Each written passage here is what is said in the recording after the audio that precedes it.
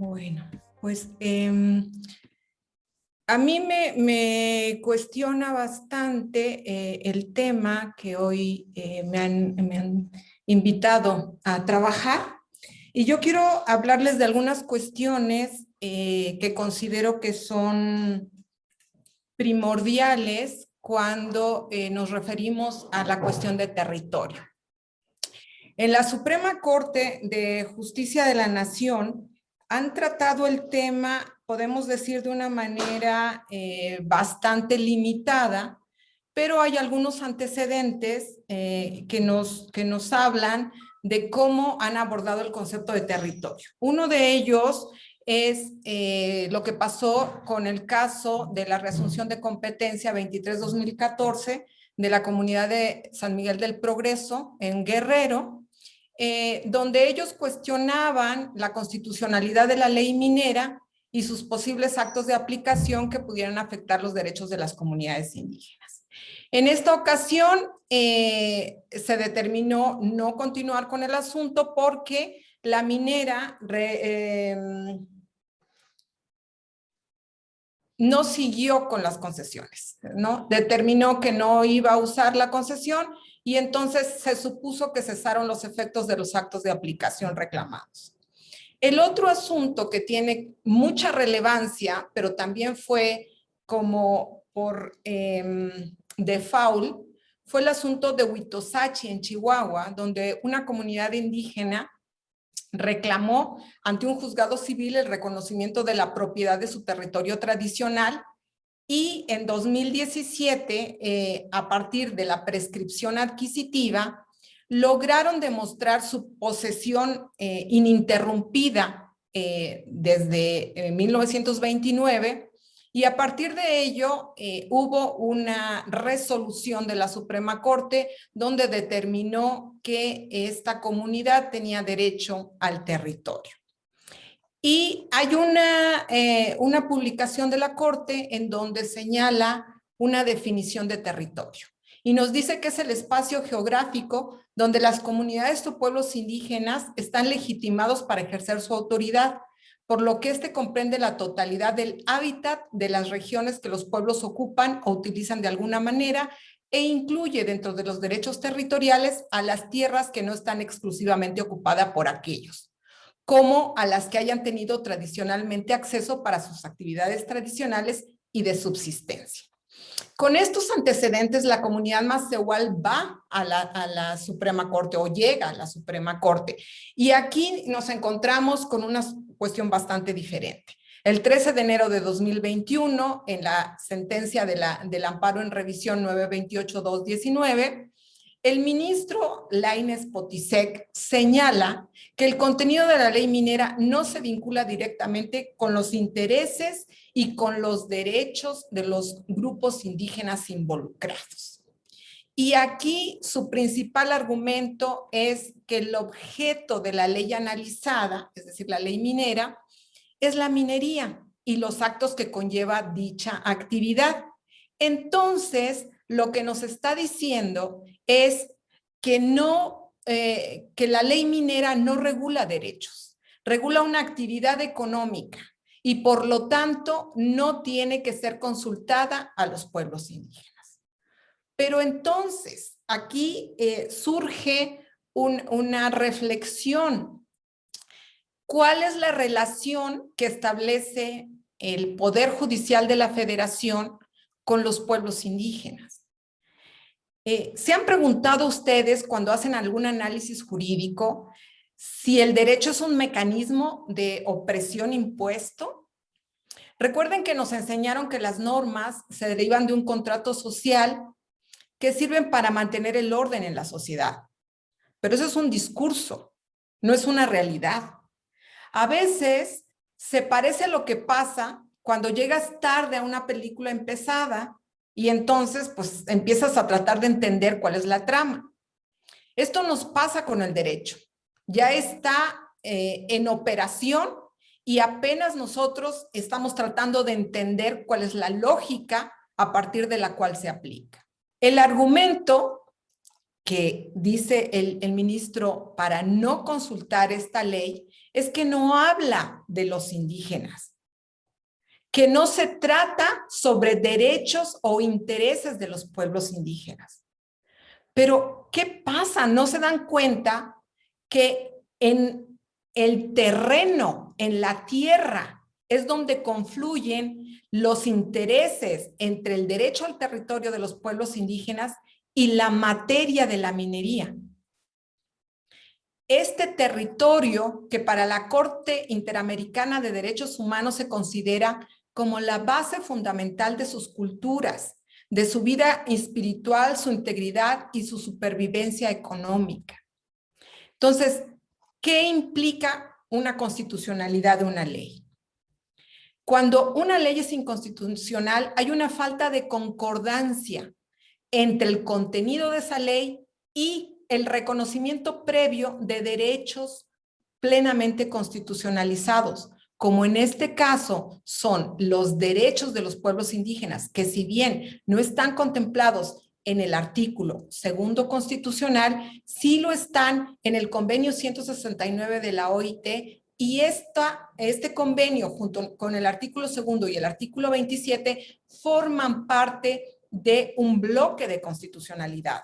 Entonces, ¿qué pasa con esta ley minera que no respeta esa existencia previa de derechos? Porque se ha demostrado que quienes se están realmente beneficiando no son los mexicanos, sino los dueños privados de las empresas que obtienen la concesión, que a veces ni siquiera pagan impuestos al erario público.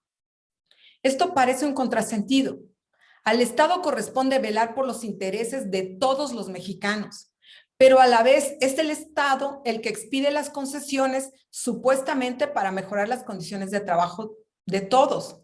Pero esto tal vez sea el futuro en lo inmediato, pero en realidad quienes están obteniendo amplias ganancias son los titulares de las concesiones.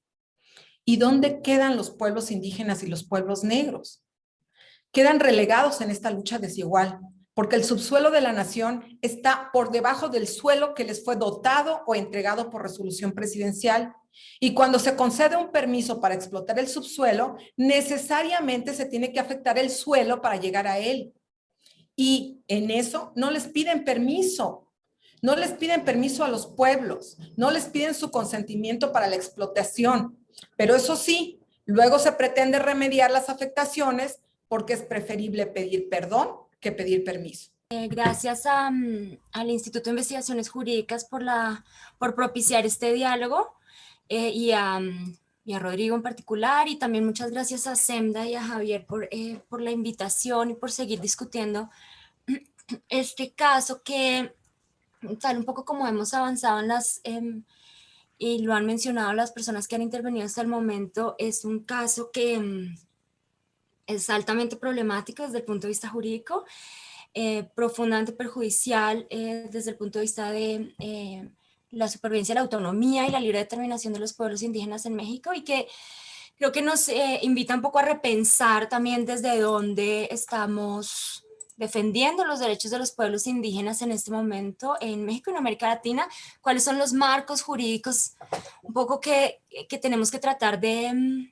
trascender para lograr que los poderes judiciales reconozcan el alcance real de los derechos, y un poco también cuáles son los retos que enfrentamos, dado que incluso la Suprema Corte de Justicia de la Nación adjudica y resuelve casos que involucran a pueblos de esta manera.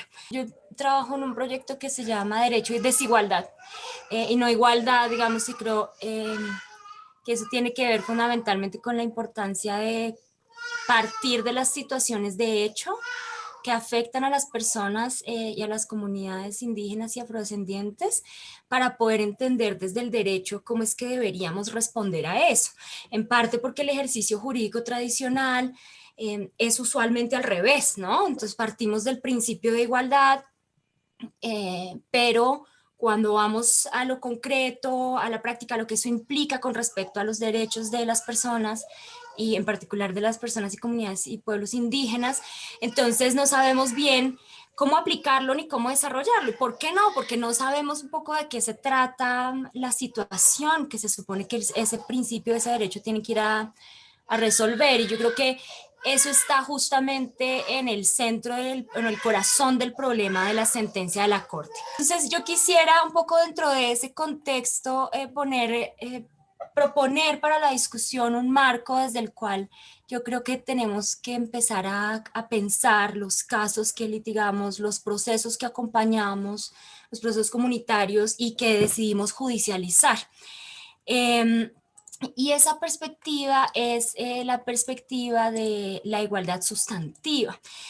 No solamente porque, como decía Elia, la forma en que, digamos, lo que ejemplifica esta sentencia es una forma de replicar exclusiones históricas y formas de discriminación dentro del sistema jurídico, sino porque es muy común, y creo, digamos, pues mea culpa, ¿no? Uno hace parte, obviamente, del problema en ese sentido. Es muy común que defendamos y hagamos exigibilidad de los derechos de los pueblos y comunidades indígenas a partir solamente, como desde una lectura fragmentaria de las herramientas que tenemos.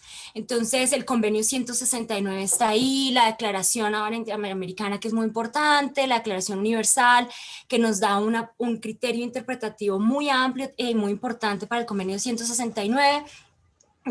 Pero eso, digamos, sigue respondiendo a una expectativa de los estados y de los poderes judiciales, en donde los derechos de los pueblos indígenas y afrodescendientes son como una cosa distinta, ¿no? Son como una cosa exótica que solamente responde a ciertas herramientas y elementos.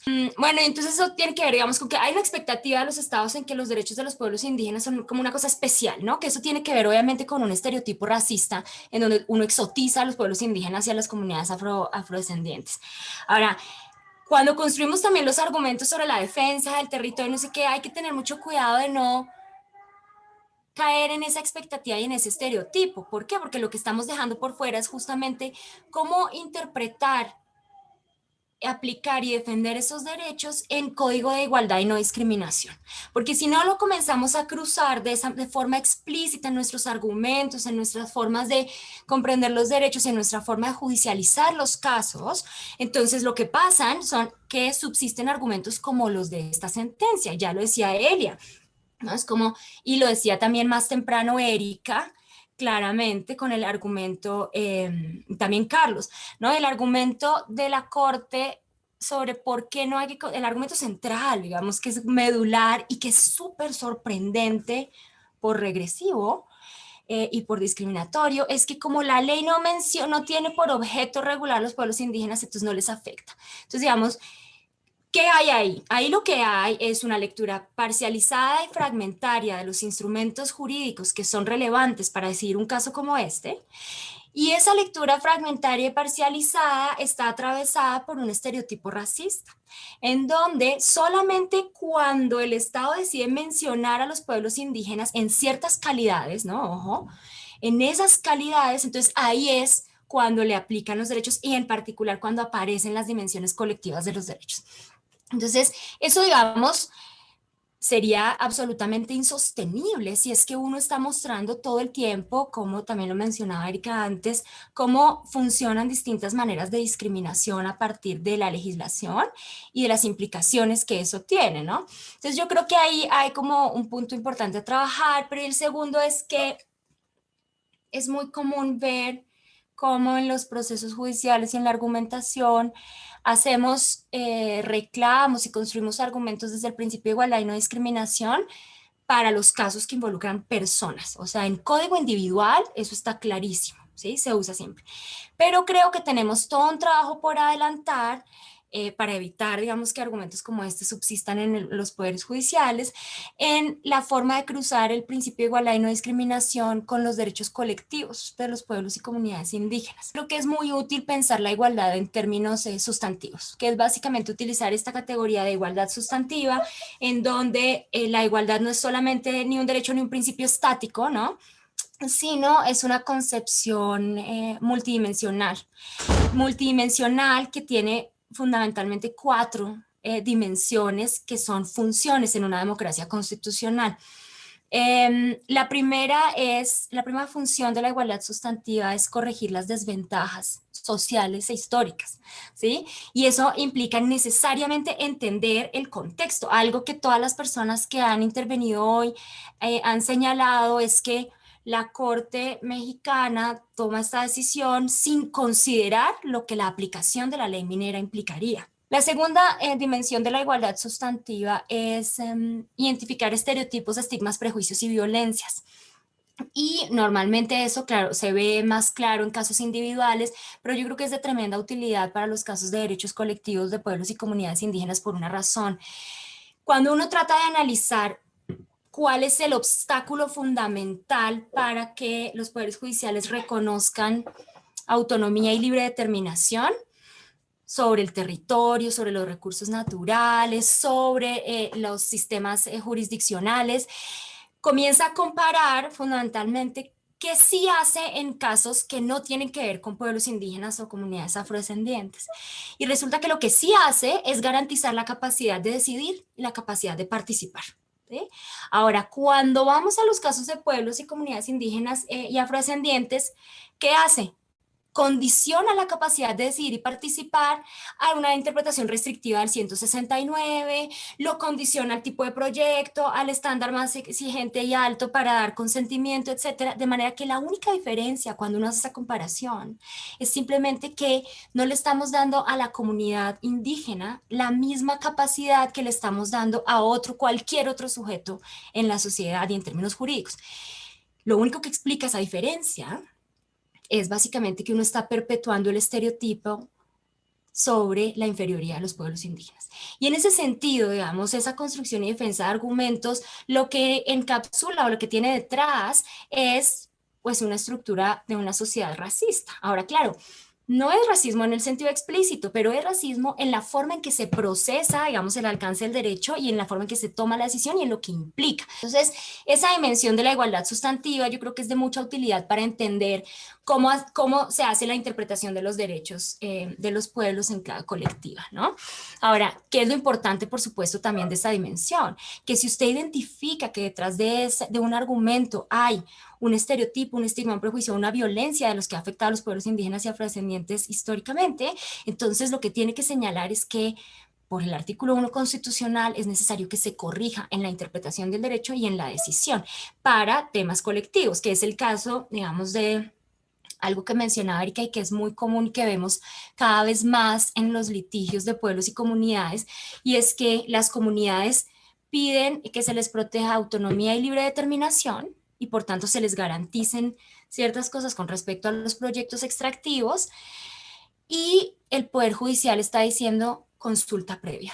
Como no puedes decir, o sea, no podrías, digamos, si uno se pone en el traje más formalista posible, ¿cómo puede ser que usted exija una cosa y el juez diga, ah, no, voy a ir por otra, que usted no me exigió, digamos? Ahora hacen, ¿no?, una serie de cosas que en otras situaciones no hacen. De manera que lo que están haciendo es utilizar la consulta previa para bloquear el camino a la autonomía y la libre determinación. Ahora, esa trayectoria no es nueva, eso es exactamente lo que pasó con el convenio 169, ¿sí? En el contexto internacional, los pueblos indígenas han perseguido autonomía, el reconocimiento de la autonomía y libre determinación sin mayores limitaciones, y en principio el convenio 169 surge como, no, esta es la forma de participación en las decisiones, que básicamente es un obstáculo en el camino a la autonomía, ¿no? Ahora, cuando el Poder Judicial lo hace, digamos, uno dice, bueno, ¿por qué lo hace?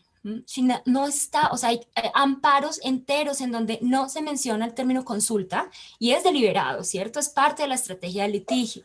Y sin embargo, el juez dice, consulta, porque lo que está pensando, muy probablemente, no como persona, ojo, es estructural, lo que está pensando es que no puede darle al pueblo indígena la capacidad absoluta de decisión sobre su territorio. La tercera dimensión de la igualdad sustantiva es incrementar y mejorar la participación y la representación de aquellos grupos que enfrentan desigualdades y desventajas históricas y sociales.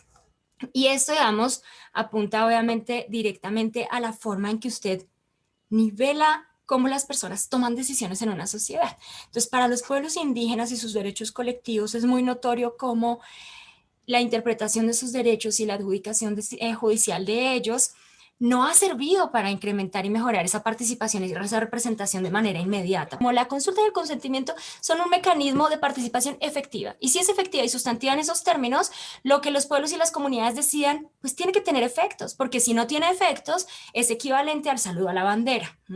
Ahora, con esta dimensión justamente de la igualdad sustantiva, lo que yo creo que uno puede aportar para una interpretación más garantista en el sentido de los derechos humanos, es justamente que esos mecanismos están ahí para garantizar que los pueblos y comunidades como sujeto colectivo participen de mejor forma y de manera efectiva en las decisiones de la nación. Y entonces hay unos dilemas ahí que desaparecen, ¿sí?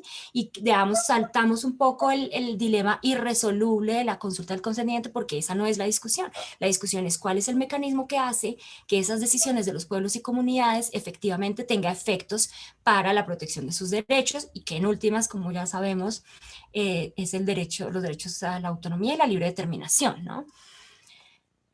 Y finalmente, para la última dimensión de la igualdad sustantiva es la importancia de reconocer y acomodar la diferencia para lograr cambio estructural. Y esto es muy importante por la siguiente razón. Acomodar la diferencia, cuando usted lo acomoda desde un lugar exótico y desde un lugar único, con una sola posibilidad, es discriminatorio. Y es discriminatorio no porque sea altamente o muy discriminatorio, es discriminatorio porque usted está dejando por fuera, literal, a un tipo de sujeto político de la forma en que organiza su sociedad. Ahora, eso pasa todo el tiempo con los pueblos indígenas y afrodescendientes, a los que reiteradamente distintos actores sociales les atribuyen una forma de existir en nuestras sociedades. Entonces, la forma de existir es solamente si me dan un discurso de tal tipo, si lucen de tal forma, si se comportan de tal otra, ¿no? De manera que esa no es la forma de reconocer y acomodar la diferencia desde una perspectiva de igualdad sustantiva, porque eso lo único que da es un camino único de participación y presencia que es discriminatorio, en tanto las personas no pueden decidir ser cualquier otra cosa, o sea, organizarse de formas distintas, etc.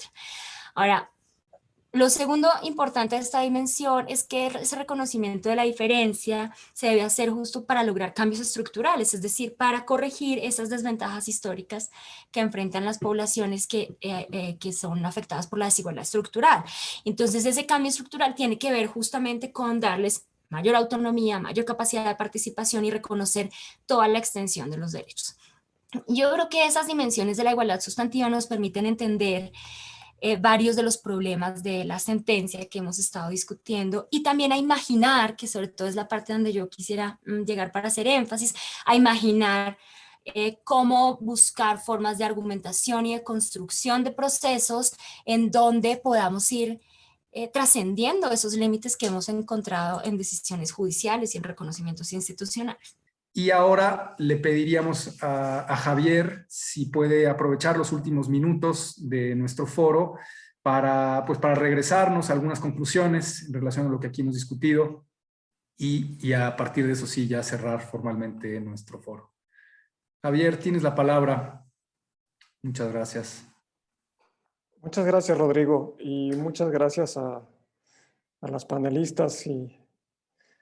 Ha sido pues un espacio de reflexión profunda, donde la palabra ha resonado y sobre todo hemos pues hecho estos entreveros entre el caminar de los pueblos y lo que hemos cosechado en los tribunales de justicia, ¿no? Creo que hay más preguntas que respuestas. Y en ese sentido, pues hay muchas resonancias y por tanto me voy a permitir compartir un par de conclusiones.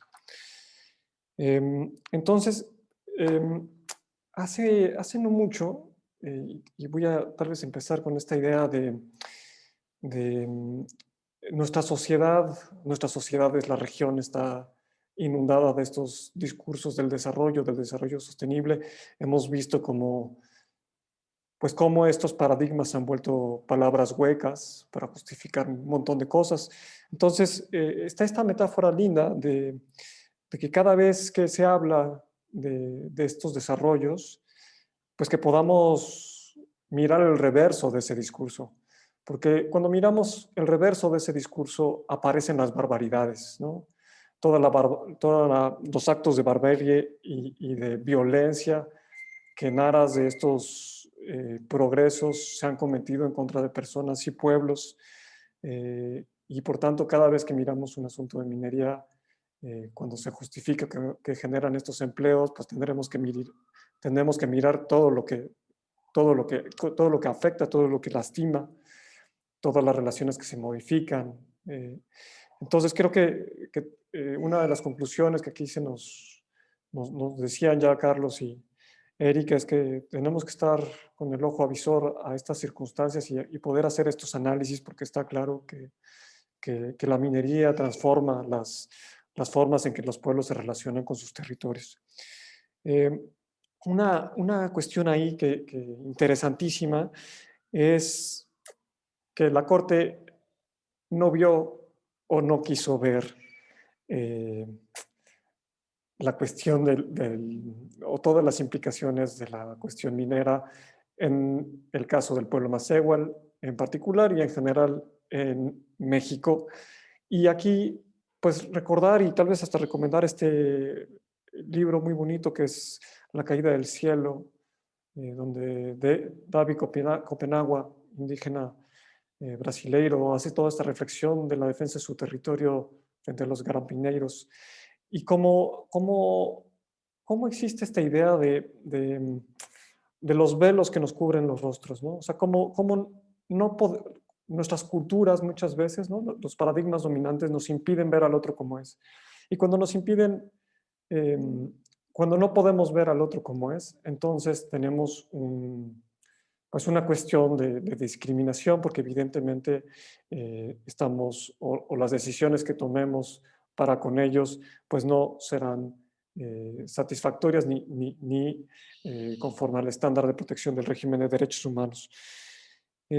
Una cosa que ahí también, o que va ligado con esto, es esta idea que nos esbozaba Carlos y que secundó Elia, de esta idea de la Corte como guardiana de la teoría, pero no del régimen de derechos humanos, que es a lo que está llamada a ser según nuestra Constitución, y que por tanto esta idea de que el derecho siempre va detrás de la realidad, pero va detrás de la realidad buscando procurar los cambios que puedan procurar la justicia, que podamos vivir en una sociedad en paz, y que por tanto lo que nos quedó a deber la Corte en el caso del amparo Masehual es un cambio en la cultura jurídica de este país. Tuvo esta forma de hacer un cambio sustancial y no lo hizo. Termino con un par de preguntas y es estas que hemos venido resonando con el Consejo Masehual al Tepetacpiani, que es que sí, que la ley minera es inconstitucional y por tanto es insostenible. Y entonces, para lograr este cambio, para lograr esta transformación de este ordenamiento, ¿cuántos ataques y agresiones a personas defensoras y a pueblos indígenas y comunidades equiparables tendremos que seguir viendo, tolerando? ¿Cuántos casos tendrán que seguir llegando al Poder Judicial de la Federación para que esto cambie? Recordando que, pues que los tribunales están llenos de estos casos.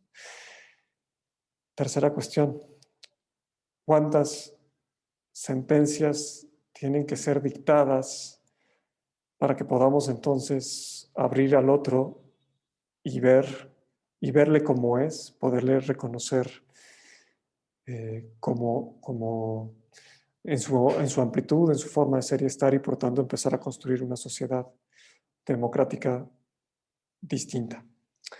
Entonces, yo les preguntaba, haciendo alusión a esta sabiduría popular de que conoceremos al árbol por sus frutos, pues está claro que la ley minera nos refleja que este árbol requiere ser no solo podado, sino necesita ser cortado y necesitamos plantar uno nuevo. Muchas gracias a todas y todos.